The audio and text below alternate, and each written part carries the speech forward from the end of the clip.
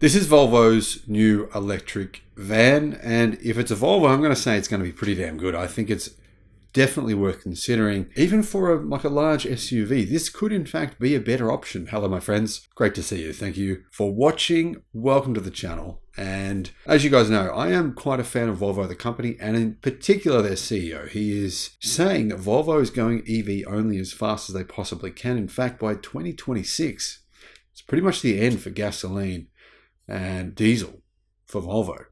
Volvo are changing in a lot of ways. In fact, Volvo have said no more front-wheel drive. Front-wheel drive is not a good idea in an EV. It's worth listening to them as well because Volkswagen Group and Hyundai Kia have also said exactly the same thing. Of course, Tesla doesn't have any front-wheel drive EVs either. So this new Volvo electric van, is it actually any good? Well, for one, it won't be front-wheel drive. Now, when I was growing up as a kid, we had a Toyota Tarago. That thing was front-wheel drive. It had very minuscule amount of power, but it would still skid the front wheels. I remember when I was learning to drive, that's the car I had to learn to drive in. It was a stick shift. It was a manual. It was a dog to drive. Having to start that thing on a hill, you would spin those tires. And anyway, front-wheel drive wasn't the best. Now, personally, I think if I learned to drive this Volvo van or large car, it would have been so much easier. But at the same time, I probably wouldn't have learned a lot of the skills that I was forced to learn by driving what was a pretty old dog of a car. Anyway, Volvo is introducing its first people mover. It's the Electric EM90. Have we seen this car before it's meant to be released? Well, China's government basically requires this information and it was leaked from them. Anyway, the EM90 is officially slated for its reveal on the 12th of November. But this is what it looks like. And we now know how heavy it is. How big it is, it's not as heavy as I thought it would be. It's a 7-seater and it weighs 2,760 kilograms. So yeah, that's still, nearly 6,000 pounds, but it's got a big battery pack and it's a really big vehicle. I think that weight is not too bad. Anyway, how big actually is it? Well, it is big. It's 5.2 meters long. That's 5,206 millimeters. And it's also quite wide. It's 2,024 millimeters wide, so over 2 meters wide. It's nearly 2 meters tall, 1,860 millimeters tall. Wheelbase is quite big as well, 3.2 meters or 3,205 millimeters.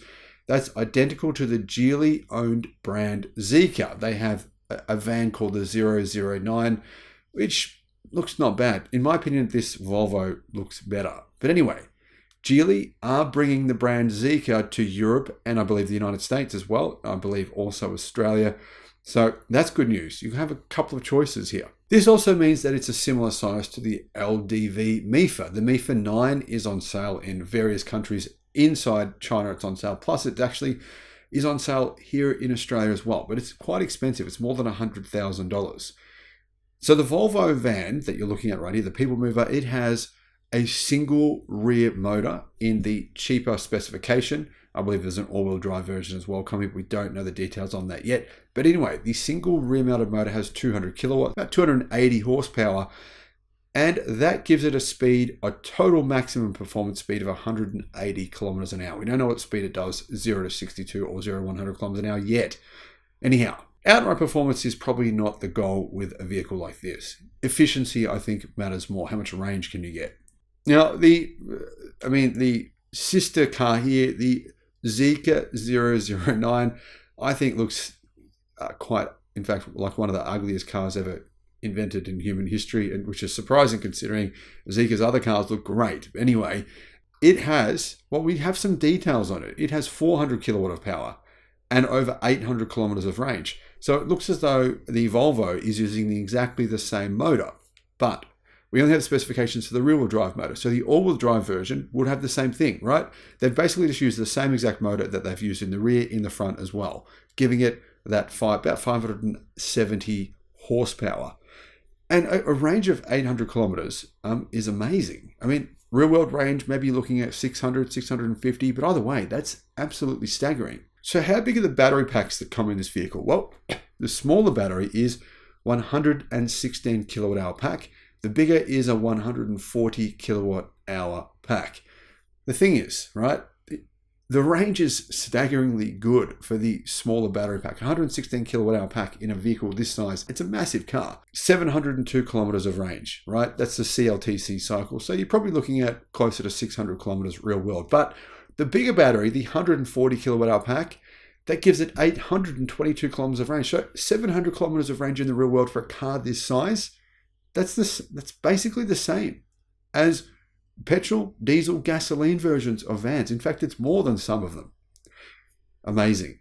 You know why it's so amazing? This is the reason. It uses CATL's new Chiron battery, which has got a very, very high energy density, and it's an incredibly impressive battery technology. So this is the kind of battery you're going to see. I think this is a car that if you're looking at a people mover, an electric people mover, this is probably the first thing I'd be looking at. Either the Zeekr version or the Volvo version. I think the Volvo version will look a lot nicer. But anyway, you have a couple of choices here. Now, the torque of the all-wheel drive version is massive as well. It's got 686 newton meters of torque. This means that it is insanely fast. I mean, imagine driving a car this big, 0 to 100 kilometers an hour, 4.5 seconds, right? You could probably beat most Ford Mustangs off the line. Most of them can't do 4.5 seconds, 0 to 62 miles an hour. That's 0 to 100, 4.5 seconds for a big people mover. Incredibly, the drag coefficient as well is amazing, 0.27.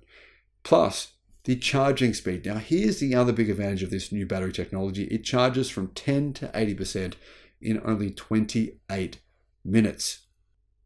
Now, in terms of the size, it's basically exactly the same size as its Geely counterpart, which is why I'm going to assume, seeing as the cars are both made in the same place, almost the same, basically the same factory, with the same exact size cars, same motors, same battery packs, and that means that it's likely to get the CATL Chiron battery as well. Now, another nice feature that these EVs have is it has high-performance air suspension with double wishbone front and multi-link rear suspension, which means, you could potentially raise or lower the vehicle depending on the kind of driving you're doing. So let's say you're just driving on the freeway, on the highway, and you want to get more range. You could potentially lower the car and get more range in that situation. But then if you had to drive over a driveway or maybe just a little bit of off-road fairly minor off-road driving, you could also then raise that air suspension. I think that's cool.